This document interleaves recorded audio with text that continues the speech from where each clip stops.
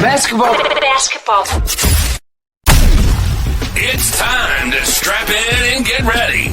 The Insight NBA team is in the arena, bringing you the ultimate play-by-play on who's hot and who's not to help you win your leagues and dominate your mates.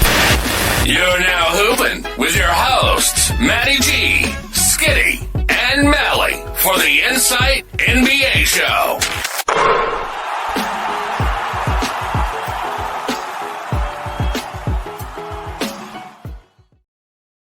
G'day everyone and welcome to the Insight NBA show. If you haven't done so yet, make sure you just take 1 second now, as this is playing, of course, on YouTube, wherever you're watching, hit that subscribe button and get all your content, Malley. Just a lot of basketball love happening in this in Insight.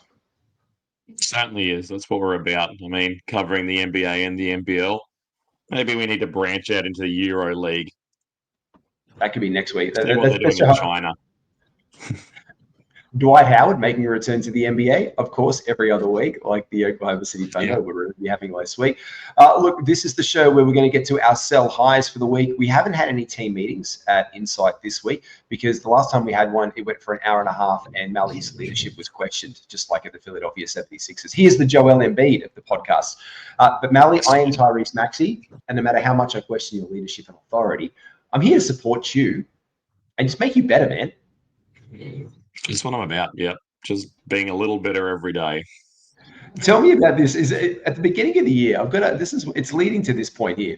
We were kind of excited to what the Philadelphia 76ers could unleash on the court. Off fantasy for 1 second, are they currently the most disappointing team in the NBA to you?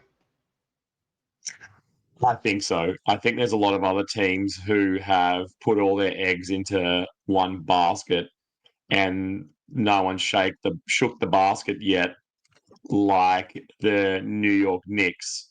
Yep. So I feel like, unfortunately, they flipped the coin over in Philadelphia, and it's landed the wrong side up. And yeah, I feel a little bit sorry for them. I mean, to a point, all these teams that try and make these super teams are really hard to get behind as a fan.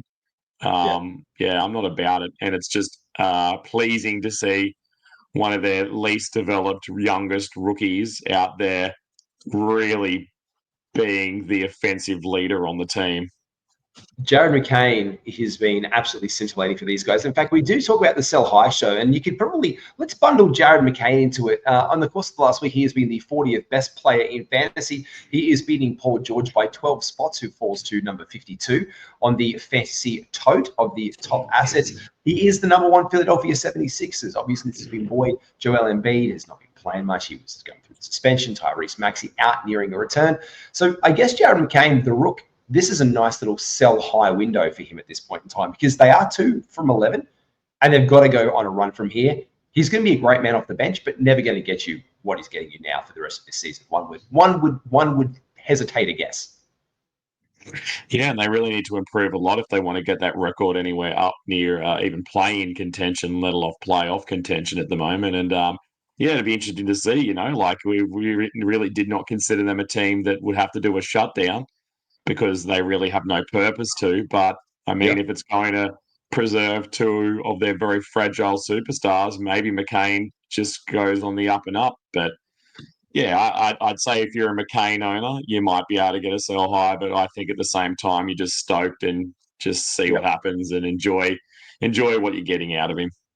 100%. And if you just clean him up off the waiver wire, there's surely, like, worse assets on your team that you can hold on to for the immediate future and just see where it goes to as a 6th man off the bench for the Philadelphia 76ers. Other big news today. Look, let's not talk injury. Let's talk good things. Russell Westbrook, 200th career triple-double today. Now, I know that we call him a stat pattern in this. Have we just done hard by Brody because of the narratives in his attitude and his ego over the years? And this is truly a remarkable achievement in the NBA. I think so. And I think yeah, the NBA, or at least the NBA media, really like to villainize the guy, which is a bit sad because I think he is probably the reason why a lot of NBA followers love the game. He was something special. Obviously, 200 triple doubles is, regardless of whether your team are allowing you to pad your stats. You still have to do the work to get that. You know, people can't hand you a rebound. You've still got to get it, and the other team don't want you to get it. You still have to find people who you think can get the ball in 10 times a game. You still have to be able to get your own 10 points for that to happen. Like, I don't know. I really like the guy. I just kind of wish that he'd pack it up, and leave a sweet taste in our mouth instead of what he's been doing the last few years. And this is the ridiculous thing to think. He's actually had 213 career triple-doubles. 12 have been playoff triple-doubles as well. So we can say that they're regular seasons, but the man's gone out there and put it on the floor 12 times, which isn't exactly an easy feat, I would say. I actually would have to Google how many, this is a Google for me. I'm going to do this one. How many triple-doubles has he had compared on the all-time tier? But the big thing is this one. He's just got so many triple doubles now. It's kind of ridiculous. And I know that we lean back into this whole phase of his career where, he was only on them when he was in OKC because they stood out and they made him get it. His top triple double threat in OKC was 42. So his most ever in one season was the 2016-2017 season with 42 triple doubles. Followed that up a couple seasons later in the 18-19 season with 34. The second most of his career actually happened in the Washington Wizards in the 2020-21 season. He had 38 that year. He only had one last year and 40 before that in the total between the 2 years. But, mate, that was an absolute blast. He's just picked up his first one. It's good to see him pull it out of the bag every now and then. And let's talk about this and pull it out of the bag. Let's get down to this one. It is time to sell high, guys, Malley. Sell, sell, sell. Sell, sell, sell. Sell all the De'Aaron Fox stock. Just take it, light the cash on fire for Swiper Malley. Just light it up. Just put $100 bills in your mouth. Set fire to it with the Zippo. Do a cool thing where you hold the Zippo and you flick it with your finger. Don't read into that too much and just sell on De'Aaron Fox right now because, my Lord, he joins a rare club of Wilt Chamberlain and Kobe Bryant to only score 109 points in 2 consecutive games, back-to-back, never been done apart from Swiper, and point to the sexy girl at the party, Malley. And this guy does something weird every year. Like, it's not at all surprising. Like, next year, what is he going to average, 15 rebounds for the season? Like, he just does weird stuff every year. Like, if you were like, guess which player has, a weird statistic, I'd be like, it's De'Aaron Fox, isn't it? And obviously the sell high is going to close. The other two pieces of the triumvirate, the three-way kind of leadership in that Kings team are out at the moment. They're not really penciled down for long-term injuries. So you're right. If you've got a hankering to sell the guy, now would be the right time to do that because he's not going to get an opportunity to do this. We also saw in the previous games, 10+ games that the Kings played, he didn't get anywhere close to this. So this isn't even one of those ones where you can go, he's still pretty bloody good when those two guys are in here. No, not at all. He slipped into being the third, the third guy, and was comfortable doing so. Doesn't suit him. And he was really comfortable doing so as well. He was really comfortable. You know what? Sabonis got it. De'Aaron's got it. Not De'Aaron. DeMar, another D on the team. A lot of Ds in this team. DeMontis, De'Aaron, DeMar. Big D town. But he's slid up now to number 18 on the season and number 8 in the past week. And looking over his previous formings, he's been a fringe top 20-ish player. Last year was obviously a notable bump for him over time. He did get a lot better at the course of the season last year, and he did finish as 36th best player. You add guys like DeMar DeRozan to the team, and look, he could finish 25th, but he's not going to be the 8th best player. So right now, you could probably trade him for a decent first-round piece if you can. Throw just trades out there at the wall for first-round guys. You're looking at dudes, even like Kyrie has sustainable value. Throw out there for a Shea. Go for a Shea Gilgeous-Alexander plus one of your mediocre guys who's doing okay. That's the kind of trade I think you should be looking at with this bloke, mate. Yeah, and I think what you realistically need to do if you have the patience is have a plan ahead of time of what package you can put together with who, especially now that we're a few weeks in and there's some people who haven't had their first win yet. If they're holding on to one of these really great pieces and you think you can spin a narrative where you're like, you just need a bit of depth in your team because if this guy goes down, you're cooked for the rest of the season, and hope on top of that that De'Aaron Fox can manage one strong game when these two guys return, and then I think that'll be enough to get you over the line. If these two guys come back, if De'Aaron and Sabonis come back, and he just goes back to 17 points, a couple of assists, which weren't really there at all with those other two guys. He's playing with arguably, I know that you could say it's Nikola Jokic, but he's playing with arguably the best passing big man in the league. I'd say you hope, you plan, you go, all right, I'm going to have my finger literally hovering over the send trade button. He finishes that game with 30 points, bang, you send it out, and you might get something. I've got an idea. Would you sell him for Kevin Durant? Because Kevin Durant has been out injured. He's out for another week or so. You could make the trade, put KD into an IL or an IR spot if you have him. Would you do a first-round player who's like just an elite option, even though he's playing 38 minutes a game and we've seen him broken already this season under Frank Vogel? Would you do De'Aaron Fox for Kevin Durant? Because I think that's a trade that people could get over the line. And I think long-term, Kevin Durant, anywhere between 10 to 15, 20 on the season to an outside and across the board fills it up. Yeah, that's I think that could be a trade that I look at, Malley. I'd have a good solid crack at that. And again, both windows are closing. Not only is your De'Aaron Fox window closing, but your Kevin Durant window is closing. So you've really got to thread the needle between both slithers of a crack of daylight to be able to pull this one off. And I'd say you do that now. But if you were a time lord, you could slip through the crack of time, just like Robert Williams has in Portland. You could definitely slip on through the crack. This bloke is being the 11th best player in fantasy over the course of the past week. On the season, he is 13th. He's only played, that being said, though, 4 games. So he's been a must-add the second that he's come back. He has been nothing short of brilliant. 840 from the field, 100% from the free throw line, which is always the chink in the bloke's armor. He is getting his, 1.5 blocks a game, 6 rebounds a game, playing only 20 minutes on average. But the fact is, this has been buoyed by DeAndre Ayton being out, Anthony Simons, who's been out, Donovan Klingen's getting some burn, but not a lot. But DeAndre Ayton has to come back into the team. He's out tomorrow, Wednesday in the States, Thursday here in Australia. There is like a limited window where you're going to be able to capitalize. But no, even if he's out, look at what he's doing. Look what he's doing. They're running it out there. Another team's going to trade for him. Like, this could be a Los Angeles Laker very soon because we know that they're hunting for a big man. And this is on that buy window where they could get a good one for low.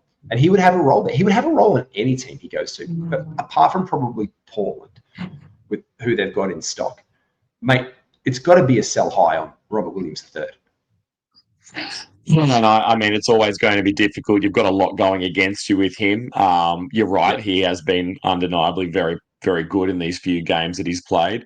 But you've got to, one, convince people that you've got someone off the waiver wire who is worth trading someone who they didn't pull off the waiver wire.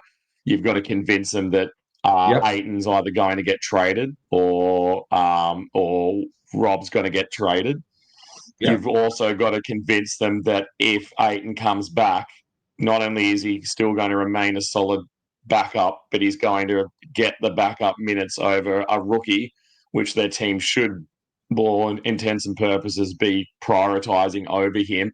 You've also got to put that on top of the fact that he just can never stay healthy. And he's a guy, fortunately, that he doesn't need a lot of minutes. Like, he can continue to do this with 20 minutes. So it's not like, you're waiting for Klingen to go down too. So you've got just like an insanely good time with Rob Will. Yeah, but I think there's something about him. I mean, he kind of looks cool.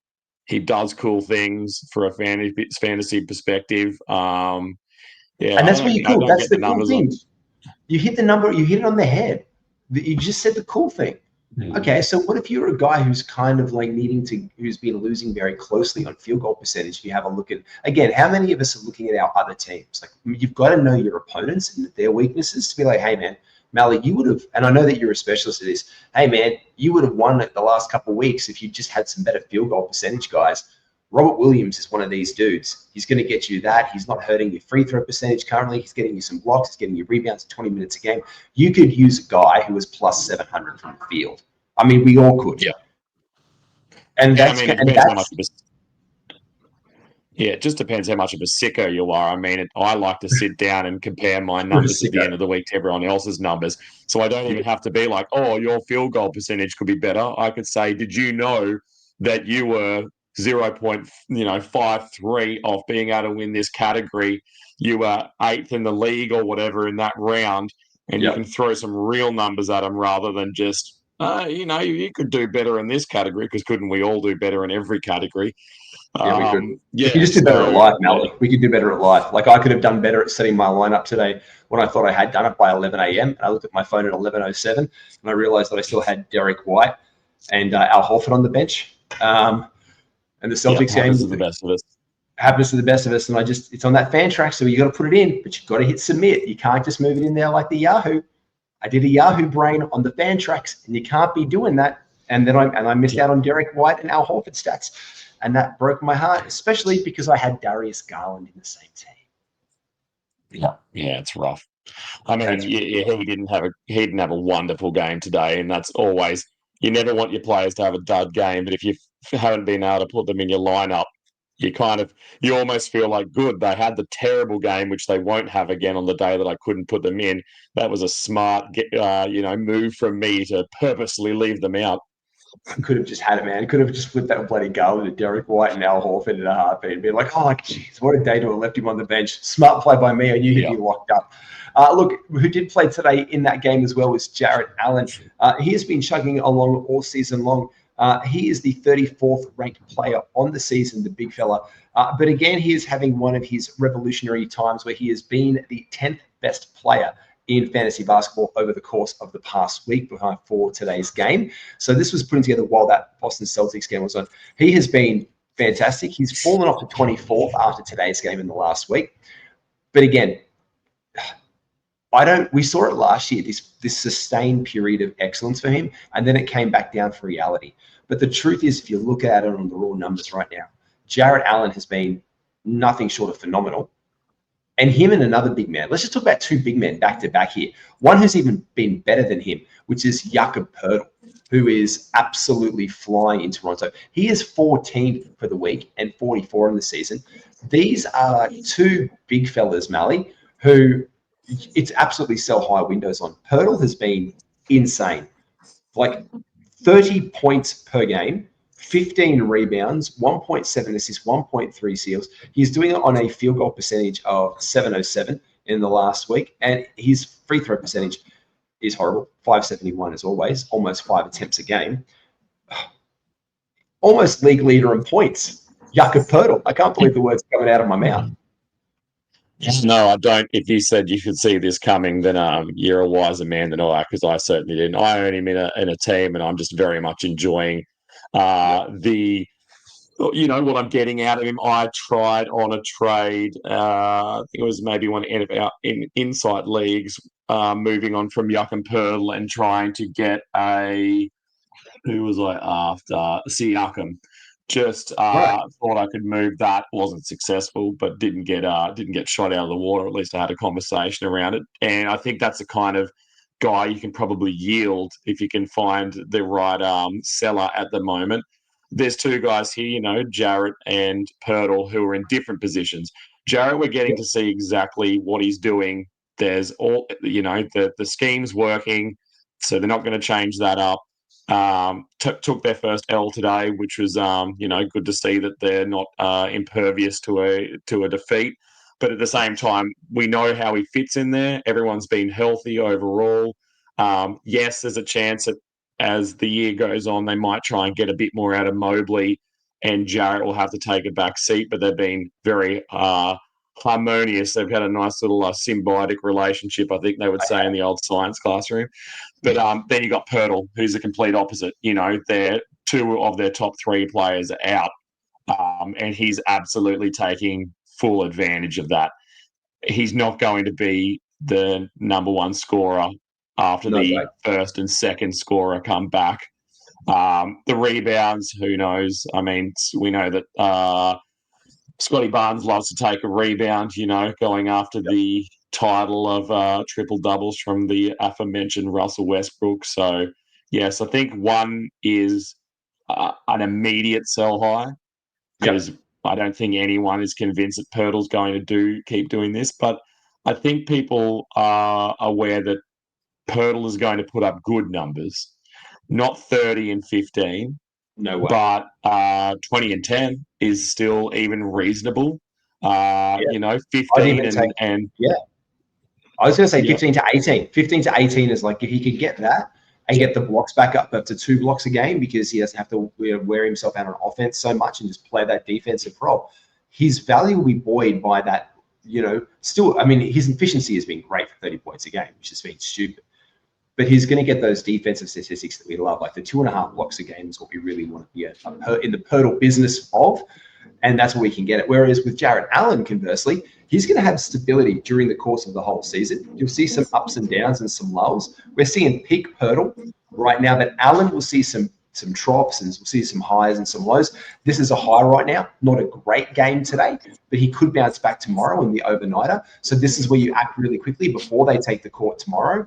And he has a better game. And, the Cavs came out like really upset about today. They lost that game because Darius Garland probably had a seat. With all intents and purposes, they were in that down to the wire.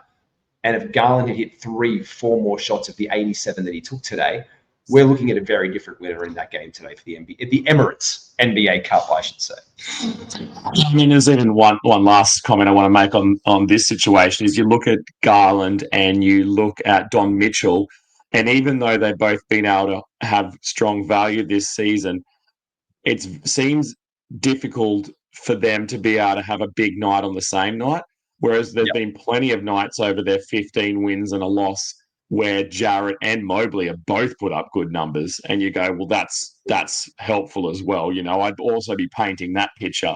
If you can get someone into a conversation about this trade, that's what you need to do. Like, there's some players that the statistics speak for themselves, or the news is out there enough, like, with someone like Dalton Connect, that, there's enough news and media out there that you don't have to do any hard work.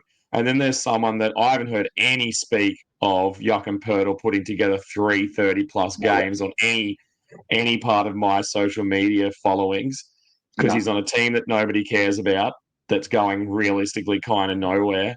And it just, so you need to be able to hook into some chat and throw the old words around and see what you can get back. Exactly. Pirtle is like a sleeper. You like, as the owner, you know how much you're invested in him, but your time and your window is small. But Jarrett Allen is playing on the best team until today, or still the best team in the NBA. What a huge run. 15-1? Because they lost the 16 today. Yeah. So still 15-1, undisputed best team in the NBA, beaten by the current champions. They're in the public dialogue and the rhetoric. And another person who's been in the public rhetoric quite a lot is LaMelo Ball, because he is having one of the seasons where he is the 3rd in most improved player voting on all the sports books and tabs. It's not because he's improved. We've discussed this. It's because he's actually healthy. But just coming back into health as well has been Miles Bridges. This week, he has been resurgent at 24. On the season, he is 91. So this is a guy who in the last week be like, no, man, he was under, you could sell it like, look, he wasn't healthy to start the year. He was reacclimating with a healthy ball. He was reacclimating with the team that they didn't have. Again, Nick Richards out. Mark Williams out. 2 big fellas. He has to do some extra of that workload on the defensive end. Not that he's a great defender by any means, but this is a window where he has been phenomenal, because the other guy who's picked up that slack this week has been the 57th ranked player. So it's definitely time to act in on Grant Williams, his teammate, because on the season, Grant Will is 101 based on the couple. But again, the rotation we know is Mark Williams, and we know it's Nick Richards, and that's our rotation. And we're okay with that rotation, a million times out of a million. However, that leaves Grant Williams a lower profile to come back in. So he's someone who you want to package in with the start. But Miles Bridges, maybe if you could get like a top 50 player for him, because that's where his peak fantasy value will probably lie, I'd probably do it 9 times out of 10 if it fits my build. Yeah, and I think this is just a perfect example of a guy that 2 weeks ago was definitely just sell him and just recoup whatever losses you can. He was dropped surprisingly in a 20-man league that I'm in, which was a bit of a shock to me, especially this early on in the season where, realistically he's probably your third best player and someone else picked him up, which is probably going to be a real shake-up in our league because someone's just got like a top potential 50 ranked player for free. I think they didn't have to give up very much off their own team to get him. But yeah, it just goes to show that, this is the reason we can do this show every week and have plenty of names is because there's such an ebb and flow to it. It's not like this list will be completely different next week and all these windows will be closed. And if the window stays open for 3 or 4 weeks and it stops being a window and it starts being reality and you go, well, they're just a good player, or conversely, okay, they're just shite and they're never going to come back to good form. You know what? I got a surprise segment for you because you didn't know that I prepared a surprise segment for you. I was going to put a cherry, and that feeds right into it. I thought to myself, we've been doing this for 3 weeks now, and there's a couple of names that we've been flirting with, and I've been looking at them where they are, and like, yeah, maybe we've got to check if they're just going to have this role for the season, or are we just in this time where we can still act? And I called this one Still on Fire, guys. And 2 of the guys we mentioned last week, one has exceeded the ADP. Franz Wagner last week. So these are their splits. So last week, he was the 33rd best player and 52nd on the season. He was the third. And this week, he is the 9th best player in fantasy, and he has moved into 31st on the season. John Collins last week was number 8. He is at 35 this week. So he's still returning top 40 value. And he's now moved himself he is shot up to the 32nd ranked player in fantasy over the course of the year, even on the back of, I haven't checked today after the concluding last game of the day with the Lakers. But this is like, these 2 guys have continually been like, okay, well, it's happening. It's happening. Yeah, you're right. And I mean, a lot of us probably could have picked up, depending the depth of your league, Collins off the waiver wire because all signs pointed to no.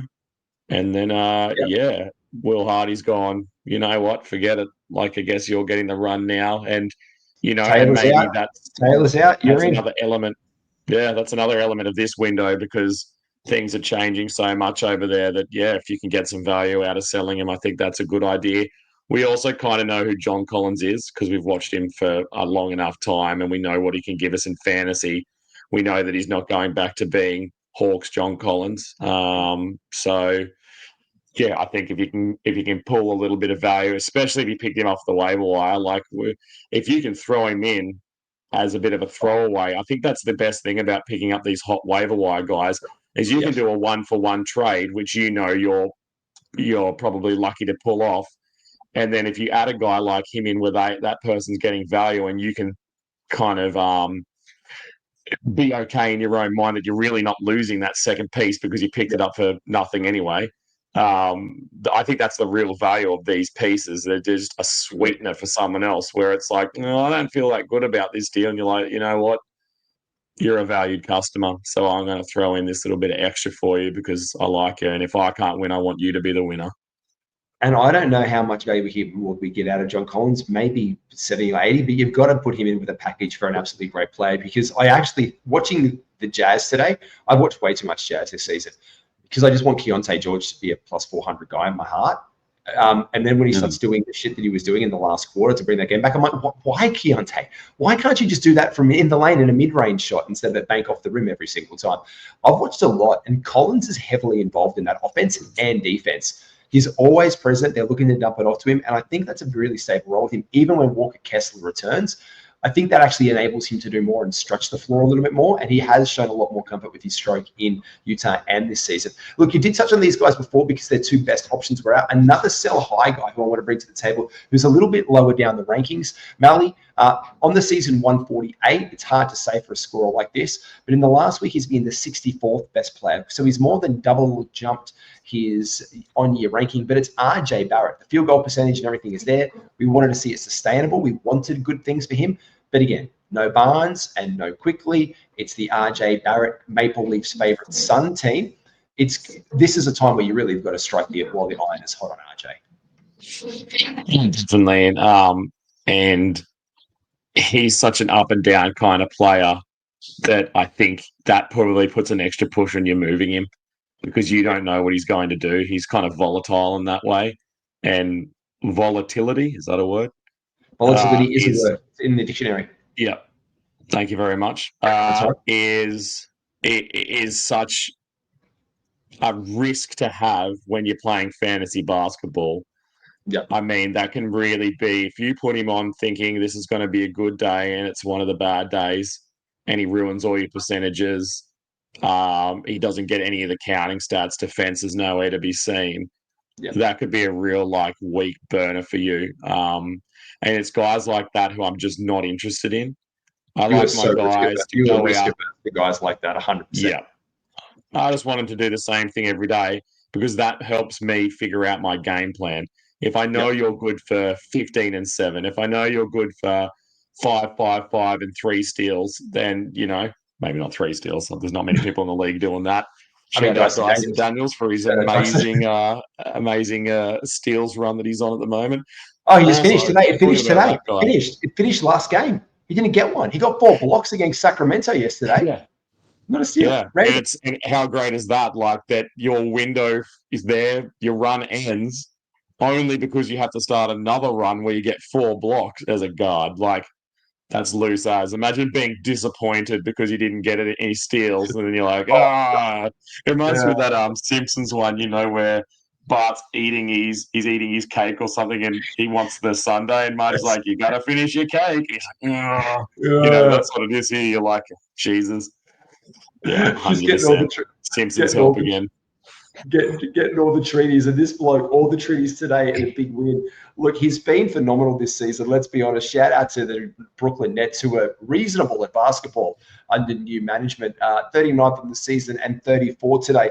And it's funny because he hit 34 points today, and he is the 34th best player as the time of putting this together on the week. It is Cam Johnson, 34 today, 5 rebounds, 4 assists, 1 steal, 2 blocks, plus 500 from the field, 6 threes, and perfect from the line. That is a robust and sexy red dress girl at the party stat line if ever I saw it. But he is not long for this, but you could sell on it because there's a lot of people that love Cam J, but it's time that you might be able to give him away and get yourself a legitimate top 40 player back. I got nothing really more to say on that. I think, that he's a guy as well that sometimes the volatility hurts you a little bit. I just like that he got 34 and he wears 34. I think I like the numbers aligning because I'm a big NBA card collector, and there's nothing like getting a jersey number as your series number on your card. That's chef's kiss. Yeah, then he's my new favorite number 2 because Larry Johnson retired too long ago. LJ is my favorite all-time number 2 jersey. What can I say? I'm a big Larry, big grandmama fan. My guy, thank you so much. I know you will back on with Skitty tomorrow night for the Buy Low show. How low can you go? Find out tomorrow night. And don't forget, if you are out there in the world and you're looking at the schedule, we are about to start a run of 8 games on Wednesday, 4 on Thursday, 8 on Friday, 7 and 6. If you're looking to get into the back-to-back sets for the rest of this week, you can still get a little bit of action there because there is the Cavs, the Grizz, the Pels, and the Thunder are on the second game of their back-to-back before we do move in to get some action from the Orlando Magic on Wednesday and Thursday, because on Thursday and Friday, there are no back-to-backs. So hit up players from them for your streaming options if you're looking for some ads there. And Malley, we'll see you soon.